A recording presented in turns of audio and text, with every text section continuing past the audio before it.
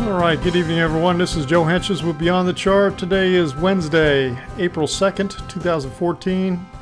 This is a technical analysis of the stock market today. And because it's Wednesday, it's Chinese takeout. So we'll jump into the Chinese market and actually, I need to modify that. We're kind of hitting some of the emerging markets in here and talking about some Chinese stocks at the same time. So first of all, let's talk about the Dow Industrials, which almost had a new high. It missed by going intraday 588.20, 588.25. Missed it by 5/100ths of a point. So it did not move to a new high intraday. And the close over here was 576.66. We closed 573.0. So I'm still holding this scenario, although again, I don't think it's going to hold up based on the way everything is acting. So I know that's deja vu all over again, but that's what we're kind of looking at. Oh, the one thing I did want to mention is look at how tight we're getting again. This will show up on all the indices. This is the tightest in 19 days, I believe, in terms of the high and low. The range today is what I'm trying to say. The range. Okay, so when you go to the S&P 500, the range today was the highest in 19 days. You got to go all the way back to this day on the 6th to get a smaller range. And it actually might be here, or the 5th, but it's one of these 2 days. So we're getting tight again. So again, we've talked about this before. Compression leads to expansion. Expansion then leads to compression again. So now we're getting a little bit of compression coming into the market. This may happen for one more day as a prelude then to the jobs report that comes out Friday morning. So maybe we get another very tight day tomorrow. Then we get the jobs report and, something happens. Who knows what. NASDAQ. Also very tight day. The entire market was acting that way, okay? We'll see whether this is a setup. Are we going higher and break this trend line, or whether we're going to roll over? But New York Composite, 4 days in a row. This may have been an up day in here, but it's at least 4 up days in a row. Making pretty good little move in there.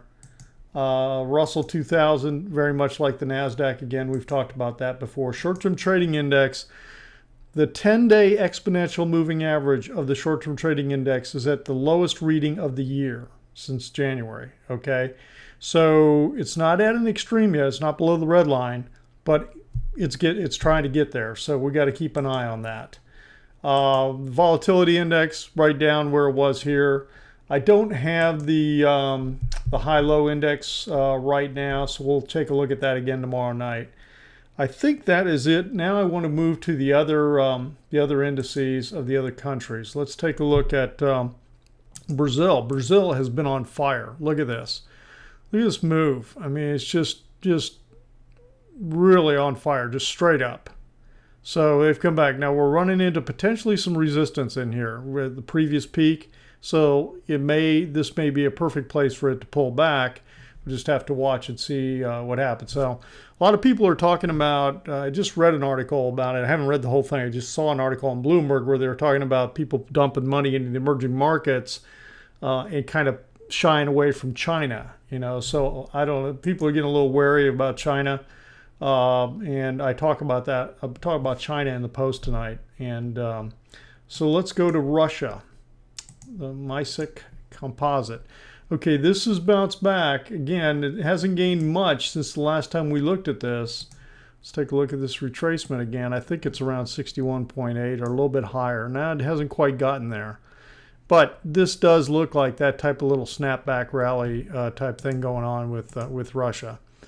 And India is also on fire, and India continues to explode out of this level in here and is doing very nicely. Push up. Does look like we possibly might have 5 waves. 1, 2, 3, 4 sideways, 5. Real question is, how far is this 5th wave going to go? So then we might be looking at a little pullback into this level. as a pullback. So that's interesting, though. India is looking really good. And then, of course, last but not least is Shanghai Composite for China. So we're looking at China went up. It went right literally to here. I can't count 5/100ths of a point as a valid new high, really. So it's still getting resistance right in here. So we sold off, came back up, and hasn't really shown us much of anything. It's basically gone sideways since late February. So we'll have to see. I think it's still trying to digest what's happening with its growth and all of that good stuff. So those are the four areas we talked about. Let's go ahead and talk about SINA. Actually, I've got the wrong. Here we go. Here's SINA. I shouldn't have Korean here. I want to talk about SINA, YOKU, Canadian Solar, and Solar City. Those are the four I want to talk about. SINA is in definitely just a downtrend. I don't see, there's possible bullish divergence coming in, but it's a pretty long period. It's almost a 2-month period.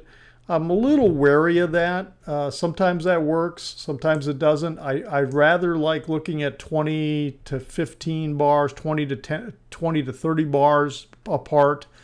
Not this many, not 2 months, but we'll see whether, nothing, I'm not getting any kind of buy signal or anything. It's still in a downtrend as far as I can tell. YOKU, on the other hand, YOKU looks to me like it is trying to turn up here. And I think we may have had an ABC correction in this. And so now we're getting a couple closes. I'm going to put a trade idea out there in terms of a buy signal on the Trade Ideas webpage. I'll put that out this evening. And I'll be looking for some kind of entry up in here. I don't have the numbers or anything in front of me. And again, I put all that on the Trade Ideas webpage. So, and again, as I've mentioned before, that's password protected. All you have to do is sign up, subscribe, and you have access to that, and you'll become a member of the tribe and join the group. So, all right, let's do that. And the next one I want to talk about is Canadian Solar. And let me go to it because I don't think I had it in there. All right, Canadian Solar is also one that, it's been trending down, but I think it's moved down into the fourth wave in here. I think there's a real good chance.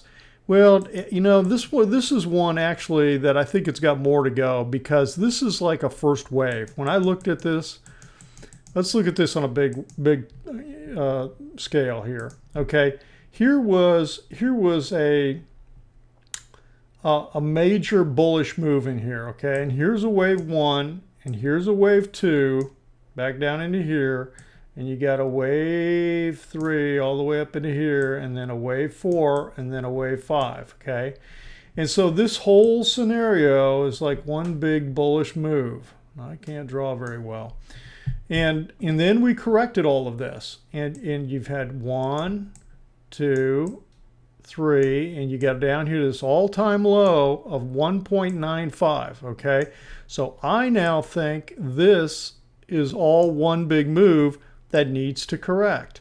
And if you'll notice in here, let me get out of this and go back to my mouse, and I'm going to blow this up just a little bit and move over. This first wave corrects almost 50%, and that's very typical of a wave 2 when it pulls back. So I'm kind of expecting something like that in here. That's why I'm looking and thinking that we need to get a little bit deeper on this wave 5 correction. So we'll just have to be watching for that. And the last one is Solar City, and we're almost out of time. We'll get to that.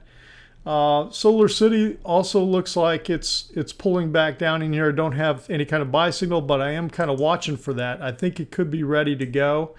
I'll be looking at watching that one closely to see if we get closes above the 10 to see if this thing starts to pull up. So anyway, that's it tonight. So Solar City was the one U.S. stock we threw in there with 3. Canadian Solar is really mostly a Chinese operation. We talked about that before. So that's it for tonight. This has been Joe for Beyond the Chart. Thanks for stopping by. Have a great Thursday.